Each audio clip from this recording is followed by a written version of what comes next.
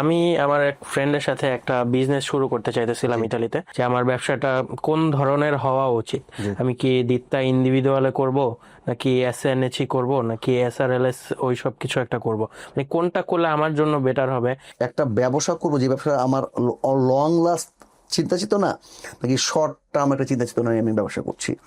যদি long last হয় তাহলে আমাকে হিসাব করতে হবে একটু অন্যভাবে। আর যদি শর্ট টার্ম হয় দিত্তা ইন্ডিভিদুয়ালে করতে পারি আমরা। এর সুবিধা হচ্ছে আমরা কোম্পানির দায়কে কোম্পানির উপর রাখতে পারছি, ব্যক্তির উপর কোনো দায় থাকছে না। না।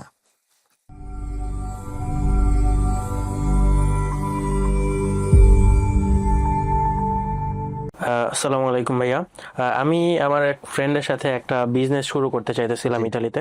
তো সেই কারণে আপনার কাছে কিছু পরামর্শ চাচ্ছিলাম আসলে, যে আমার ব্যবসাটা কোন ধরনের হওয়া উচিত। জি আমি কি দিত্তা ইন্ডিভিদুয়ালে করব, নাকি এসএনএচই করব, নাকি এসআরএলএস ওই সব কিছু একটা করব, মানে কোনটা করলে আমার জন্য বেটার হবে। এন্ড আমার ফিউচারেও ঝামেলা কম হবে, আমার ট্যাক্স বা এইমসের কন্ট্রিবিউটি যেসব সরকারকে পে করতে হয় এটার পরিমাণটা কম হবে। তো বিস্তারিতভাবে যদি আপনি আমাকে একটু কষ্ট করে একটা আইডিয়া দিতেন, তাহলে আমার পরবর্তী স্টেপগুলো নিতে সহজ হতো আর কি। ধন্যবাদ আসাদুল।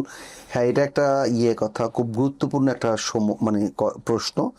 যে আমরা বাঙালিরা কিন্তু একটা বিষয় দেখি, আমরা ব্যবসা করতে পছন্দ করি, এবং আমরা অনেক বাঙালি আছি ইতালি জুড়ে যারা ব্যবসা করে খুব ভালো আছি এবং দেশের মুখ উজ্জ্বল করছে আলহামদুলিল্লাহ।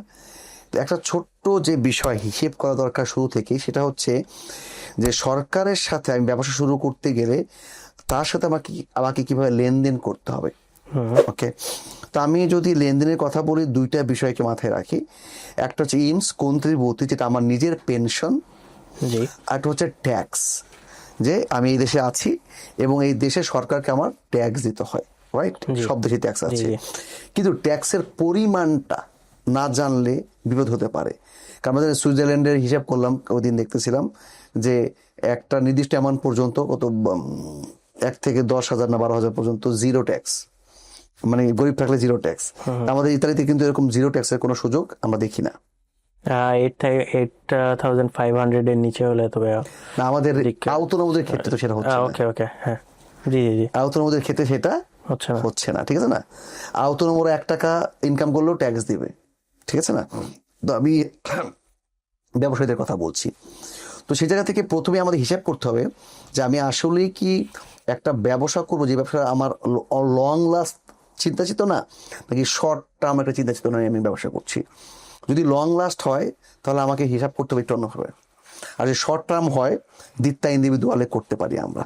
কারণ দিত্তা ইন্ডিভিদুয়ালে ফরফেট তারিও যদি আমরা করতে পারি তাহলে 5% ট্যাক্স দিব প্রথম প্রথম 5 বছর। 5%, প্রথম 5 তার বছর, হ্যাঁ। ব্যাপারটা কিন্তু একটা পজিটিভ জায়গা, ট্যাক্স খুব কম দিচ্ছি। ওকে, হুম। তাহলে আমি দিত্তা ইন্ডিভিদুয়ালে করতে পারি। তাছাড়া এখানে ওই যে রেড্ডি কোএফিসিয়েন্ট রেডিটিভিটার একটা ব্যাপার হ্যাঁ, থাকে। এটা চমৎকার কথা বলছো যে আমরা যদি প্রফিটতারিও হই, সেক্ষেত্রে আমরা যে পরিমাণ টাকা ক্যাশ করি তার একটা বড় অংশই আমি হিসেব না করেই পকেটে রাখতে পারি কোইফিশিয়েন্ট রেডিটিভিটার কারণে। লাইক যারা মিনি মার্কেট করছি, তুমি নিজেও জানো, তারা মাত্র 40% ডিক্লেয়ার করছি। জি। তার মানে কি, সরকার জানে আমার কম্পোনেন্ট তো পজিটিভ হচ্ছে অত্যন্ত মিলা, আমি তার 40% ডিক্লেয়ার করলাম, আর এবং বাকি সেই 40%-এর 5% ট্যাক্স পে সেই করলাম। 40%-এর 5% ট্যাক্স দিলাম। তো এটা চমৎকার, এই জি। ক্ষেত্রে বলবো এটা দুর্দান্ত একটা ইন্টারেস্টিং বিষয়। এবং সেখানে আমি চাইলে কিন্তু আবার ওই ইমসও কমাতে পারছি। riduzione al 33% জি। essendo forfettario। এই হিসেবটা চমৎকার, 5 বছর পর্যন্ত, হ্যাঁ? এরপরে অথবা আমি যদি 5 বছর পার হওয়ার আগেই ফরফেত্তারিও শর্তাবলী থেকে সরে যাই, অত্যন্ত চিংকে মিলা এউরো আমি ক্রস করে ফেলি, অথবা এমন কোনো আত্মীয়দের সাথে সম্পৃক্ত হই যেখানে কিনা আমি শুরুতেই কি হতে হয়,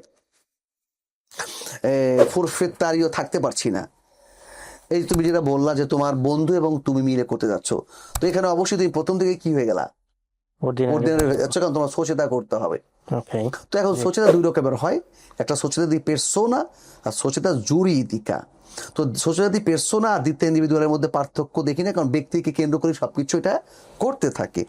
তো এখানে ট্যাক্স শুরু হয় একটু বেশি থেকে, 23% থেকে।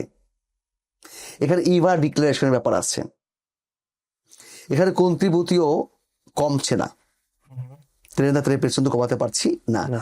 মিনিমাম থেকে শুরু করতে হবে, কোয়াত্রো মিলা, চিনকোয়েচেন্তো, কোয়ালকোজা থেকে শুরু করতে হবে, তারপর রেডিতের উপর বেস করে এরা বাড়বে।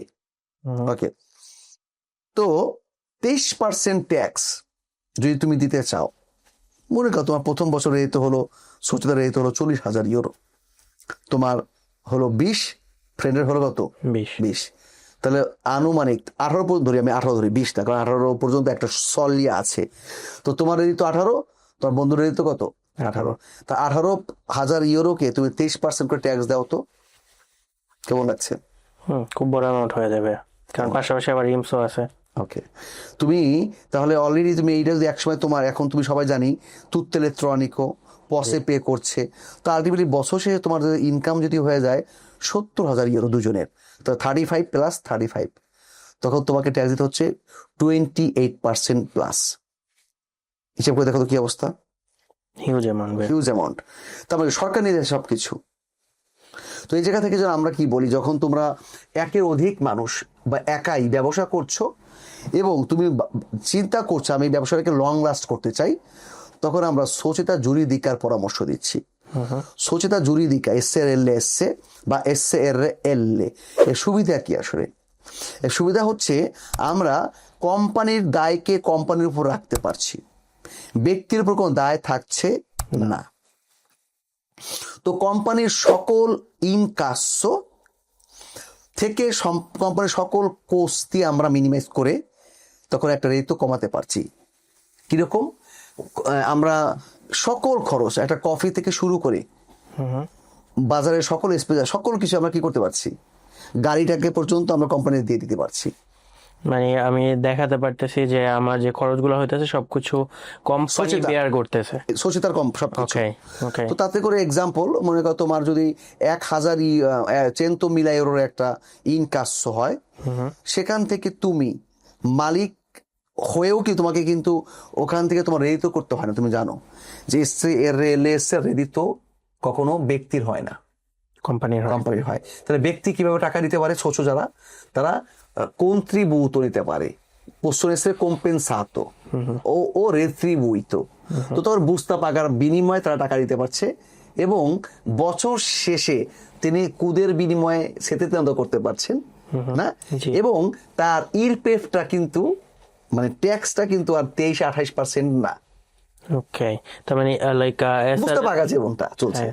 এসআরএল যদি আমরা করি, জি, মানে আমি বোঝার জন্য আর কি, যে আমি যদি 100 ইনকাম করি and আমার গাড়ি বা অন্যান্য ভাড়া টাড়া এইসব খরচ যদি দেখাই আমার কোম্পানির, জি এখানে ফর এক্সাম্পল বললাম আমি 60 ইউরো খরচ দেখাইলাম, জি। তাহলে আমার বাকি থাকে 40 ইউরো।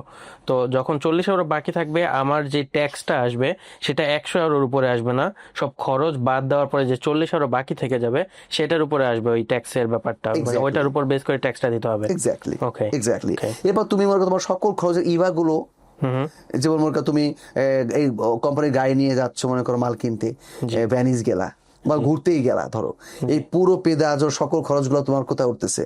কোম্পানির ইভাগুলো দিচ্ছ, ইভাগুলো কি করতে পারছো আবার নিতে পারছে। তো আমরা এই জন্য বলি, যদি কেউ লং টার্ম সেন্স থেকে ব্যবসা করে তার জন্য এসএ অথবা এসএ দিয়ে শুরু করাটা বেটার, কারণ প্রথম যে ব্যাপারটা ঘটে তার কোম্পানির দায়টা নিজের ঘাড়ে আসে না, ওকে। কোনো ব্যক্তি কখনো দায়বদ্ধ হয় না। তো এই জায়গা থেকে বলো তোমাদেরকে পরামর্শ দিতে পারি, এসএ থেকে তোমরা শুরু করতে পারো চাইলে। তা আপনি যে লাস্ট যেটা আবার বললেন যে কোম্পানির দায় কোম্পানিরই থাকে, কোম্পানির দায় কখনো মানুষের আসে না, তো এইটা কি যদি বোঝার জন্য বলি এরকম হইতে পারে কিনা? ফর এক্সাম্পল আমি একটা আইফোন কিনছি, তো আমার আইফোনে কোনো সমস্যা হয়েছে, তাহলে আমি টিম কুকের দোষ দিতে পারতেছি না, আমি অ্যাপল কোম্পানির দোষ দিতেছি। Exactly. জরিমানা করলে অ্যাপল কোম্পানিকে করব, ওই টিম কুককে করতে পারতেছি না। Exactly. তো ব্যাপারটা তখন এরকম হয়ে যায় যে যে কোনো কিছু একটা হবে কোম্পানির দায় হবে, আমার পার্সোনালি কোনো ক্ষতি হবে না। এক্স্যাক্টলি। ওকে, ধন্যবাদ ভাই আপনাকে আপনার পরামর্শ।